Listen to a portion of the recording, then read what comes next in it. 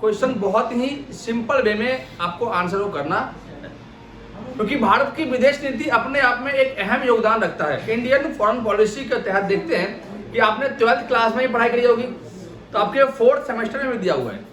तो भारत की विदेश नीति कहीं न कहीं तो आपके पॉलिटिकल साइंस में एक अपना अहम योगदान रखता है।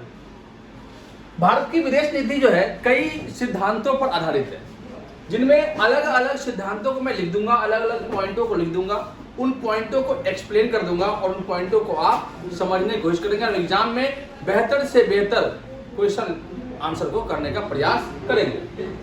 दोस्तों, भारत की विदेश नीति के अंतर्गत हम देखते हैं कि सबसे बड़ी बात यह है कि भारत की विदेश नीति गुटनिरपेक्षता की नीति पर आधारित है। आपके यहां से एक क्वेश्चन और समझ जाएगा, गुटनिरपेक्षता की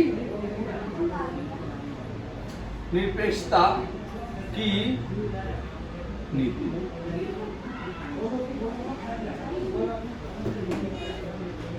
इंडियन फॉरेन पॉलिसी के तहत हम देखते हैं कि जो नॉन अलाइनमेंट मूवमेंट है, जिसे हम नाम कहते हैं, इसे शॉर्ट फॉर्म में कहोगे नाम, NAM, नाम का फुल फॉर्म है नॉन अलाइनमेंट मूवमेंट। इस नॉन अलाइनमेंट मूवमेंट अर्थात गुट निरपेक्ष को लाने में भारत का बहुत बड़ा रोल रहा है। भारत के प्रधानमंत्री जवाहरलाल नेहरू ने जब हमारा देश आजाद हुआ, आपको पता था कि 1945 से ही दुनिया में शीत युद्ध का दौर चलता है और वर्ल्ड दो भागों में बंट जाता है। एक भाग होता है आपका यूएसए और एक भाग होता है आपका यूएसएसआर। जहां यूएसए कैपिटलिज्म को फॉलो करता था, वहीं यूएसएसआर सोशलिज्म को फॉलो करता था।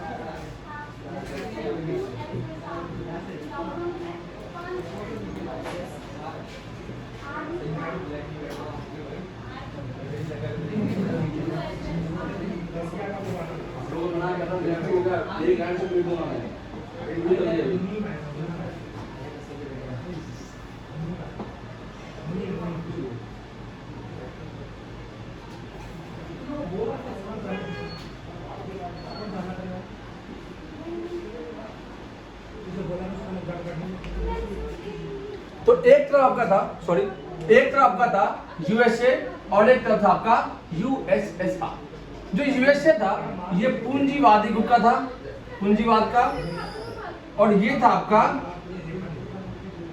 साम्यवाद।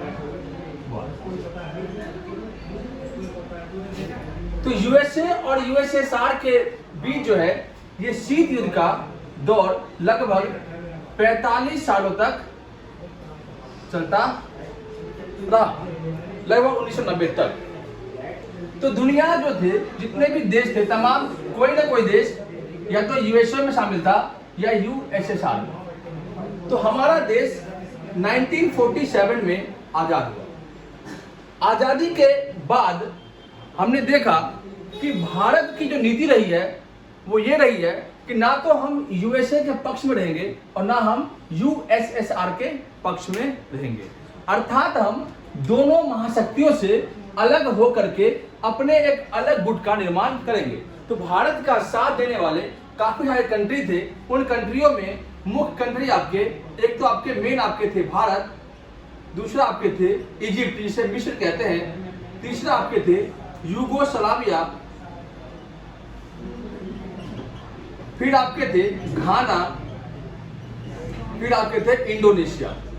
ये सभी कंट्री यूरोपीय साम्राज्यवादी चंगुल से आजाद हो रहे थे। तो इन कंट्री का मानना था कि ना हम यूएसए के पक्ष में जाएंगे और ना हम यूएसएसआर में। इनका मानना था कि अगर हम यूएसए के पक्ष में गए तो यूएसएसआर हम पर अटैक करेगा, अगर हम यूएसएसआर के पक्ष में गए तो यूएसए हमें अटैक करेगा। तो हम दोनों तरफ से अनसेफ है, इसलिए ना तो हम इसमें जाएंगे ना इसमें, अपने अलग से एक अलाइनमेंट तैयार करेंगे। उस अलाइनमेंट का नाम दिया गया गुट निरपेक्ष आंदोलन। तो इनको मैं आपको इसलिए एक्सप्लेन किया जिससे कि आपको समझने में दिक्कत ना हो कि नॉन अलाइनमेंट मूवमेंट बेसिकली में तैयार क्यों किया गया था। तो बेसिकली में तैयार इसलिए किया गया था कि शीत युद्ध को समाप्त करना है, विश्व के अंदर जो समस्याएं हैं उनको हल करना है।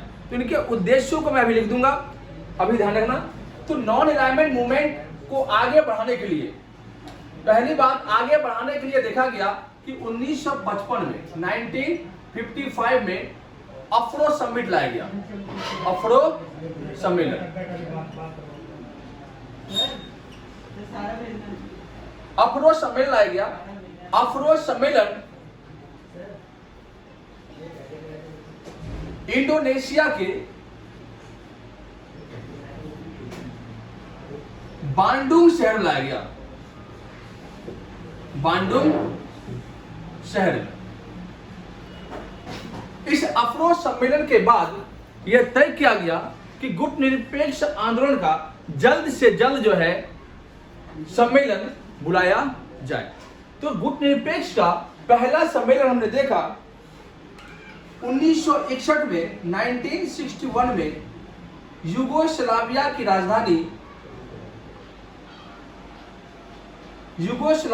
राजधानी बेलग्रेड में आयोजित किया गया, बेलग्रेड में आयोजित किया गया। इससे जुड़े हुए और चीज ध्यान रखना कि गुटनिरपेक्ष के सम्मेलन को आगे बढ़ाने में 5 देश के नेताओं का बहुत बड़ा योगदान रहा है, जिनमें आपके एक तरफ थे भारत, घाना, इंडोनेशिया, यूगोस्लाविया,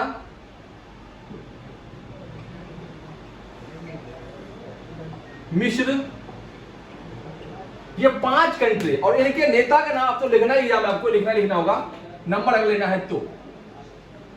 भारत की तरफ से थे पंडित जवाहरलाल नेहरू, जवाहरलाल नेहरू।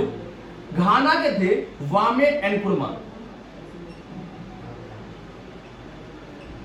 इंडोनेशिया के थे डॉक्टर सुकर्णो।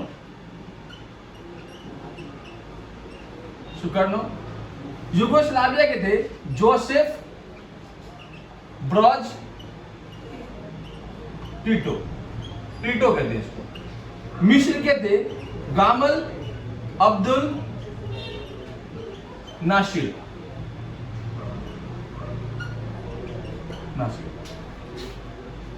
इनको आप लिखने का प्रयास करेंगे। ये गुटनिरपेक्ष के प्रमुख नेता थे, नेता और देश इनमें आपको लिख दिया है, इनको आप नोट डाउन करेंगे। तो गुटनिरपेक्ष क्या था? गुटनिरपेक्ष का अर्थ है किसी भी गुट में शामिल न होना, अपने गुट का विकास करना, सही बातों का समर्थन करना और गलत बातों का विरोध करना गुटनिरपेक्ष कहलाता है। गुटनिरपेक्ष के लिए 1955 में अफ्रो सम्मेलन इंडोनेशिया के बांडुंग शहर में बुलाया गया और इस सम्मेलन के बाद सबसे पहली बैठक 1961 में यूगोस्लाविया की राजधानी बेलग्रेड में आयोजित किया गया। इसके बाद यह तय किया गया कि एवरी 3 ईयर के बाद, प्रत्येक 3 साल के बाद गुटनिरपेक्ष के आंदोलन को बुलाया जाएगा। तो हमने देखा कि भारत के अंदर 7वां सम्मेलन आयोजित किया गया जो कि 1983 में। ये भी आपके लिए इंपॉर्टेंट है, ये आप लिख लेंगे। 7वां सम्मेलन 1983 में नई दिल्ली में लाया गया। 7वां। इस टाइम पे देश की प्राइम मिनिस्टर थी इंदिरा गांधी, तो इनके बारे में लिख देना, इनकी ये अध्यक्ष बनी थी। अब तक गुटनिरपेक्ष के 18 सम्मेलन बुलाए जा चुके हैं। 18 सम्मेलन बुलाए जा चुके हैं और 18वां जो हुआ था, ये हुआ था 2019 में। 2019 में हुआ कहाँ था? बाकू में। बाकू है आपका, बाकू अजरबैजान की राजधानी है। तो अजरबैजान राजधानी बाकू में गुटनिरपेक्ष का 18वां सम्मेलन आयोजित किया गया। हाल ही में 2023 के अंत में गुटनिरपेक्ष का 2023 के अंत में गुटनिरपेक्ष का 19वां सम्मेलन आयोजित होगा। यह होगा आपका युगांडा के कंपाला में। युगांडा की कैपिटल कंपाला है वहां पे ये सम्मेलन आयोजित किया जाएगा। तो अब तक हम देखते हैं कि 18 समिट हो चुका है, 19वां होने वाला है। ये आपके गुट निरपेक्ष सम्मेलन के विषय में बताया गया है। अब इनके हम उद्देश्य आपको लिख देते हैं, इसके बाद इसके अगले पॉइंट को कवर करेंगे। ये आपके दो क्वेश्चन कवर करेगा, एक तो आपका गुट निरपेक्ष आंदोलन है क्या, और दूसरा भारत की विदेश नीति के प्रमुख सिद्धांत है क्या। उनमें आप दोनों पॉइंट को ऐड कर सकते हो, या तो इस क्वेश्चन को अलग बना लो या उस क्वेश्चन के साथ में इस पॉइंट को ऐड कर दो। तो आपके पेज भर जाएंगे और आपका आंसर भी कंप्लीट हो जाएगा और फैक्ट भी आपको मिल जाएगा, क्या फैक्ट है।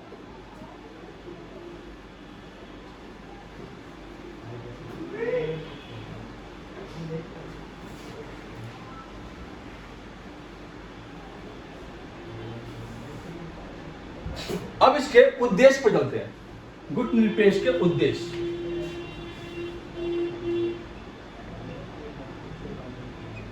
उद्देश्य में आपको ज्यादा कुछ नहीं लिखना है। नंबर 1 उद्देश्य लिखना, शीत युद्ध को समाप्त करना। शीत युद्ध को समाप्त करना। नंबर 2 विश्व शांति की स्थापना करना।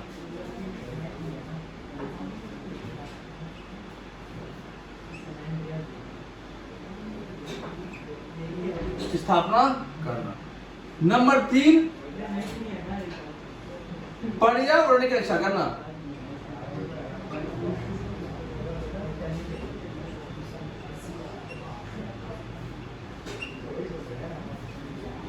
अल्प विकसित देशों की रक्षा करना। अल्प विकसित देशों की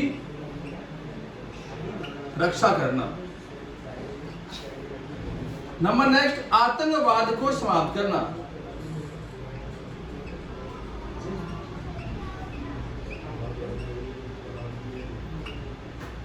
नंबर नेक्स्ट आप लिख लेना,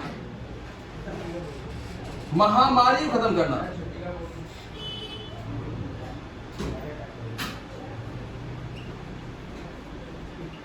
ये तमाम पॉइंट आप लिख लेना, और भी इसके पॉइंट है लेकिन लंबी ज्यादा वीडियो हो जाएगी, इसलिए मैं आपको पॉइंट को कवर नहीं कर पाऊंगा। 3 पॉइंटों का नोट कर लेंगे कि गुट निरपेक्ष का उद्देश्य ये रहा। नेक्स्ट पॉइंट आपका है, अर्थात गुट निरपेक्षता की विदेश नीति का दूसरा पॉइंट है यूएनओ का समर्थन।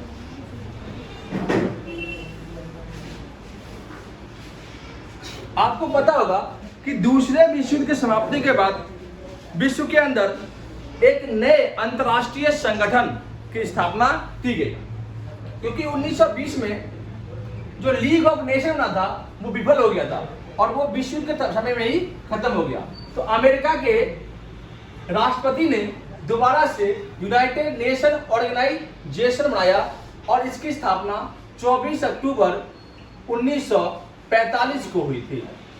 इसका मुख्यालय हेडक्वार्टर न्यूयॉर्क में है। भारत जो है इसमें 30 अक्टूबर 1945 को ही शामिल हो गया। भारत की विदेश नीति हमेशा से ही यूएनओ के समर्थन पर आधारित रही है। आज भले ही भारत के पास वीटो पावर का अभाव है, लेकिन भारत यूएनओ के अस्थायी सदस्य भी रह चुका है कई बार। इसके अलावा भारत के मूल के कई व्यक्ति अंतर्राष्ट्रीय न्यायालय के न्यायाधीश भी रह चुके हैं। इसके अलावा भारत के कई सदस्य जो है महासभा के सदस्य भी रह चुके हैं। यूएनओ के समर्थन के आधार पर जो भारत है आज वीटो पावर लेने के हक में है, क्योंकि भारत जो है यूएनओ के सभी शर्तों को मान रहा है। यूएनओ की शर्तें ये है कि वही देश वीटो पावर ले सकता है जिसके पास एरिया अपना ज्यादा हो, जनसंख्या काफी अच्छी हो, लोकतंत्र हो, अर्थव्यवस्था अच्छी हो, सैन्य दृष्टि अच्छा हो, सांस्कृतिक व्यवस्था उसकी अच्छी हो, तो वो देश वीटो पावर ले सकता है। वीटो पावर ले सकता है कि वीटो पावर मात्र 5 देशों में मिला हुआ है, फ्रांस, ब्रिटेन, रशिया, अमेरिका और चाइना। लेकिन भारत को नहीं मिल पा रहा है क्योंकि चाइना इसमें इंटरफेयर कर रहा है। तो यूएनओ के समर्थन पर आधारित भारत की विदेश नीति काफी ज्यादा ही विकसित हुई है और भारत आज अपने विदेश नीति को और भी स्ट्रॉन्ग कर पा रहा है। नेक्स्ट पॉइंट आपका है मानव अधिकारों की रक्षा, मानव अधिकारों की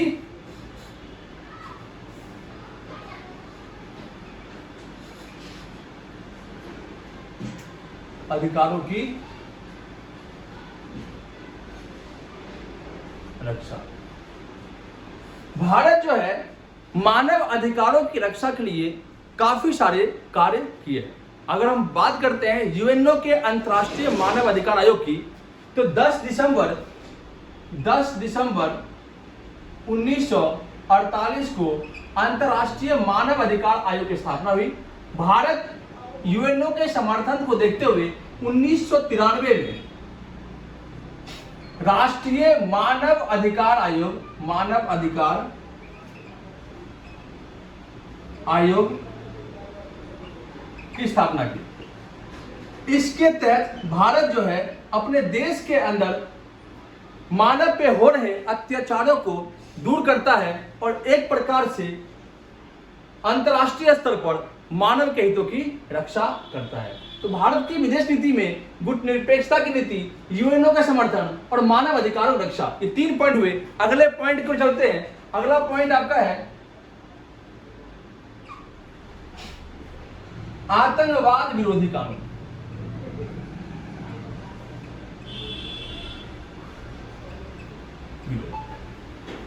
भारत जो है अपनी विदेश नीति को मजबूत करने के लिए और हो ना हो, भारत जो है शुरुआत से ही आतंकवाद के खिलाफ कार्रवाई करता आ रहा है, क्योंकि भारत के ऊपर बहुत बड़े बड़े आतंकवादी हमले हुए हैं, जिनमें हम 26 से 11 को गिनती करते हैं। अक्षरधाम पर अटैक जो हुआ था, पार्लियामेंट में बड़ा अटैक हुआ था, इसके अलावा हमारे कश्मीर में आम हमले होते रहते हैं। इसका पुलवामा कितना बड़ा अटैक हुआ, उरी अटैक हुआ। तो इन अटैकों को हम देखते हुए हमने देखा कि आतंकवाद को जड़ से खत्म करना एक हमारी मुहिम नहीं बल्कि एक हमारी जिम्मेदारी भी होनी चाहिए, क्योंकि आतंकवाद अपने राजनीतिक खून खराबों से हमारे आम जनता को नुकसान पहुंचाता है। इसलिए भारत जो है यूएनओ के साथ समर्थन देकर के आतंकवाद जैसे आईएसआईएस, तालिबानी, अलकायदा, इन सभी आतंकवादियों को खत्म करने का प्रयास करता है, जिससे भारत जो है विश्व स्तर में एक अपनी पहचान को लाता है। नंबर नेक्स्ट आपका अंतरराष्ट्रीय सम्मेलन में भाग लेना। अंतरराष्ट्रीय सम्मेलन में भाग लेना। अब बोलोगे ये क्या है? तो अंतरराष्ट्रीय सम्मेलन जिनमें आप पढ़ते होंगे, आजकल हाल के न्यूज चलते हैं, जिनमें G8 सम्मेलन हो गया, G7 सम्मेलन हो गया, क्वाड सम्मेलन हो गया, ठीक, G20 सम्मेलन भारत में जो होने वाला है, G20 सम्मेलन। इसके अलावा तमाम पर्यावरण मुद्दे, पर्यावरण सम्मेलन, जैसे ब्रिक्स हो गया, BRICS, ब्रिक्स हो गया।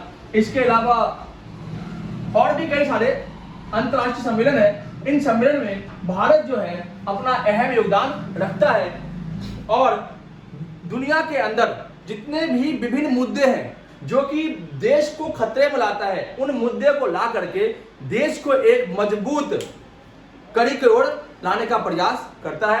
भारत आज G20 के शेरपा को निभा रहा है, जो कि दिल्ली में G20 सम्मेलन होने वाला है। G7 में भारत जो जर्मनी के साथ हिस्सा लिया था। इसके अलावा क्वाड में भारत सदस्य है। क्वाड में कुल 4 देश है, G20 में कुल 20 देश है, G7 में विकसित 7 देश है, G8 में आपके विकसित 8 देश है। पर्यावरण सम्मेलन ब्रिक्स में आपका Bharat, Brazil, Russia, India, China और साउथ अफ्रीका है। तो इस प्रकार से हम देखते हैं कि भारत जो है अंतरराष्ट्रीय सम्मेलन में भाग लेकर के अपने विदेश नीति को काफी ज्यादा ही मजबूत करने का प्रयास करता है और अंतरराष्ट्रीय स्तर पर बहुत सारे देशों से संबंध बना करके, जैसे रशिया, अमेरिका, जापान, इजराइल, इन सभी देशों से, फ्रांस, ब्रिटेन, इन सभी देशों से संबंध बना करके भारत आज उस स्थान पर पहुंच गया है जहां पर कोई भी देश पहुंचने के लिए 10 बार सोचता है। और इनको पहुंचाने में देश के प्राइम मिनिस्टर नरेंद्र मोदी का बहुत बड़ा योगदान दिया है। इसलिए नरेंद्र मोदी को टॉप 10 में नंबर 1 प्राइम मिनिस्टर के नाम से जाना जाता है। आज भारत की स्थिति वर्ल्ड लेवल में जितना है ना, वो कोई भी देश, कोई भी कंट्री नहीं ला सकता, क्योंकि भारत के अंदर कितने नेता आए, कितने नेता गए, लेकिन जो काम आज देश के प्रधानमंत्री नरेंद्र मोदी कर रहे हैं वो काम कोई नहीं कर सकता। लेकिन गद्दारों के, देश के जो गद्दार होते हैं, जो देश के नागरिक होते हैं, जो देश के अंदर रह करके सरकार के खिलाफ काम करता है, वो नागरिक जो मोदी के खिलाफ काम करते हैं उसका तुम कुछ कह नहीं सकते। लेकिन मोदी जो काम कर रहे हैं, ऐसा नहीं है कि मैं बीजेपी सपोर्टर हूं या मैं कांग्रेस विरोधी हूं, ऐसा कुछ नहीं है। लेकिन जो एक सच्चाई काम होती है, आज हमारा इंटरनेशनल लेवल पर जो पहचान हुई है उसको देखते हुए बता रहा हूं कि इंडिया की जो पहचान है पूरे वर्ल्ड में सबसे अनोखे स्तर पर देखा जाता है। कहीं पर भी जाओ इंडिया का नाम सबसे टॉप पे रहता है। तो हम देखते हैं कि भारत की विदेश नीति कहीं न कहीं एक अच्छे सिद्धांतों को लेके आता है। इसलिए आज हम शान से कहते हैं कि हम गर्व से कहते हैं कि हम क्या है, भारतीय हैं। क्योंकि भारत को जो है एक अंतर्राष्ट्रीय स्तर पर लाने में जो काम मोदी जी किए हैं, शायद आने वाले पीढ़ी के जो नेता होंगे वो भी नहीं कर पाएंगे। इसलिए मोदी जी के लिए एक लाइक बनता है। वीडियो अगर पसंद आए तो लाइक और शेयर जरूर करें। धन्यवाद।